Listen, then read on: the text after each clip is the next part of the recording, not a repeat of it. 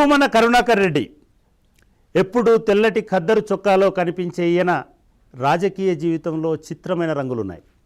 యవ్వనంలో ఎర్రజెండా పట్టిన, TTD board చైర్మన్గా తిరునామం పెట్టిన కరుణాకర్ రెడ్డి స్టైలే వేరు. తిరుమల తిరుపతి దేవస్థానం చైర్మన్గా ఆయన చేపట్టిన దళిత గోవిందం ఒక పెను సంచలనం. వైఎస్ రాజారెడ్డి శిష్యుడిగా రాజకీయ జీవితం ఆరంభించి వైఎస్ రాజశేఖర రెడ్డికి తిరుగులేని అనుయాయుడిగా ప్రయాణం సాగించిన కరుణాకర్ రెడ్డి ఇప్పుడు వైఎస్ జగన్మోహన్ రెడ్డికి మార్గదర్శిగా ఉన్నారు. నెత్తురు మండే శక్తులు నిండే రాడికల్స్ నాయకుడి నుంచి ఇవాల్టి ఖద్దరు కరుణ దాకా ఆయన జీవనయానం, రాజకీయ ప్రస్థానం ఆయన ద్వారా తెలుసుకుందాం.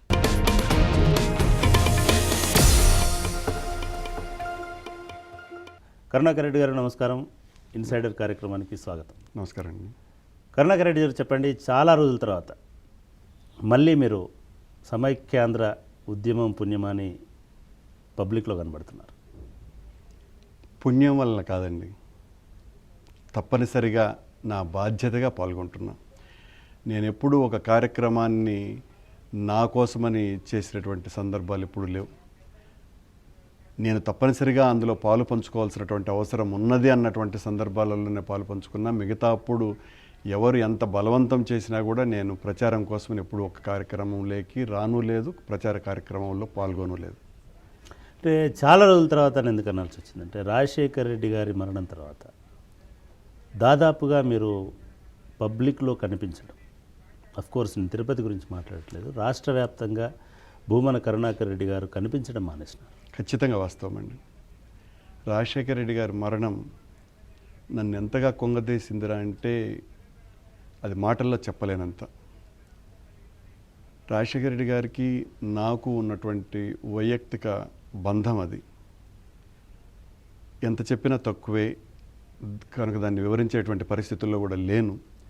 దాదాపు 3 నెలలు నేను ఆ బాధలోనే ఉండిపోవాల్సి వచ్చింది. అందువల్ల చాలామంది నన్ను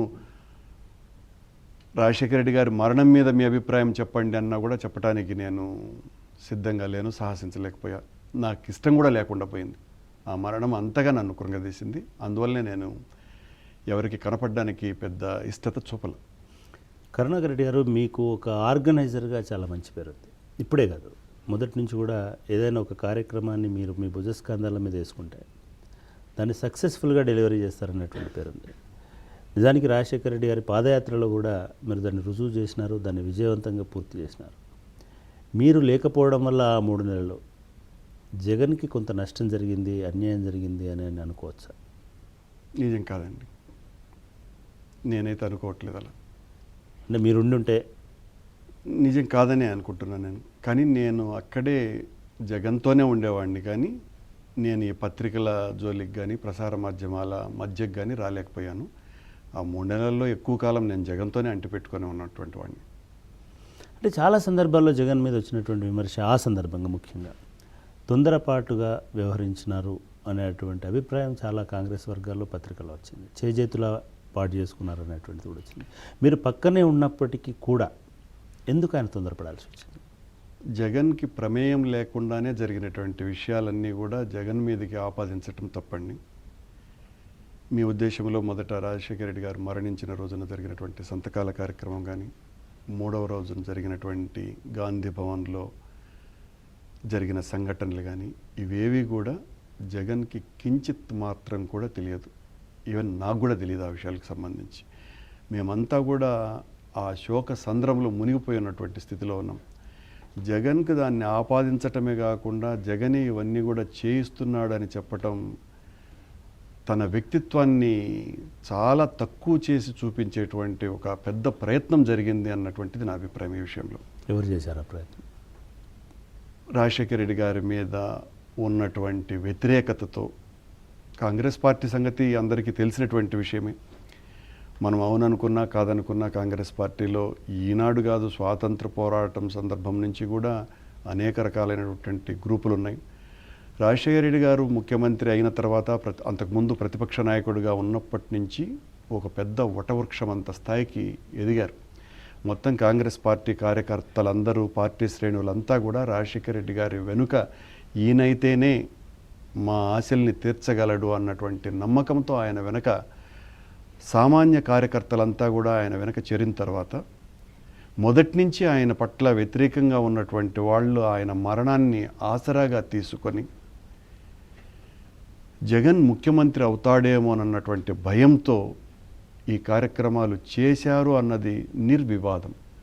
అంటే ఎవరు అంటే కాంగ్రెస్ పార్టీలో ఉన్నటువంటి నేను వాళ్ళలో ఒకరి మీద ఆరోపణలు చేసి దీన్ని రాజకీయ రచ్చగా మార్చడం నాకు ఇష్టం అంటే లేదు. వాళ్ళకైనా ఎందుకు భయం? మీరు అన్నారు జగన్ ముఖ్యమంత్రి అవుతాడేమో ఇది అనే భయంతో. భయంతో పాటు ఎందుకు కానివ్వాలా అన్నటువంటిది, వాళ్ళల్లో కూడా సీఎం కావాలన్నటువంటి ఆలోచన కలిగి ఉంటుంది. ఆ రకంగా జగన్ చేసినటువంటి ప్రయత్నం కాదు, జగన్ అనుకూలురు చేసినటువంటి ప్రయత్నాన్ని అడ్డుకోవటానికి తీవ్రంగా అనేక రకాలుగా వాళ్ళ ప్రయత్నాలు వాళ్ళు చేయటం. కరుణాకర్ రెడ్డి గారు, మీరు రాజశేఖర రెడ్డి గారి పరిపాలనని, రాజశేఖర రెడ్డి గారి వ్యక్తిత్వాన్ని దగ్గర నుంచి గమనించారు. జగన్ గారి ప్రస్థానాన్ని కూడా మీరు గమనిస్తున్నారు, చూస్తున్నారు. వారికి సంబంధించినటువంటి రాజకీయ నిర్ణయాలన్నింటినీ మీరు గమనిస్తున్నారు.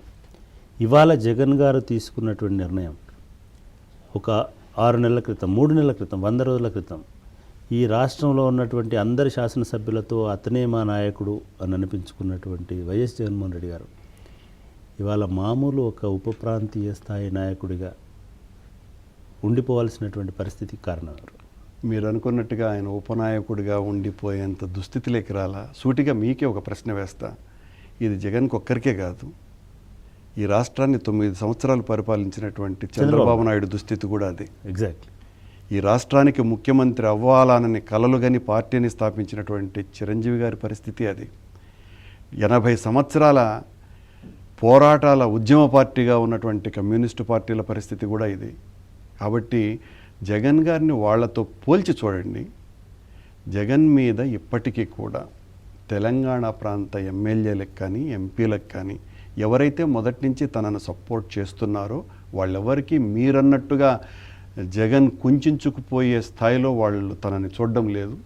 ఇదే చెప్తున్నా, ఇలాంటి మాటలే పనిగట్టుకొని జగన్ యొక్క వ్యక్తిత్వ హననాన్ని చేయటానికి ఉపయోగపడుతున్నటువంటి కార్యక్రమాలు ఇవి. ఇలాంటి మాటలు ఎన్ని మాట్లాడినా జగన్ వ్యక్తిత్వం తగ్గదు. ఇది మాటల కొర కాదు కరుణాకర్ రెడ్డి గారు. పార్లమెంటులో జగన్ గారు తెలుగుదేశం పార్టీ వాళ్ళతో కలిసి ప్లకార్డు పట్టుకున్నాడని చెప్పేసి మీరు చెప్తున్నట్టు జగన్ ఇంట్లో ఉన్నటువంటి మనిషి పొన్నం ప్రభాకర్ వాళ్ళ అక్కడ పార్లమెంటరీ పార్టీలో ఆంధ్ర ఎంపీల ఇన్ఛార్జిగా ఉన్నటువంటి వ్యక్తి బయటకు వచ్చిన తర్వాత జగన్ను విమర్శించడం జరిగింది. అదేవిధంగా జీవన్ రెడ్డి గారు జగన్ను విమర్శించడం జరిగింది.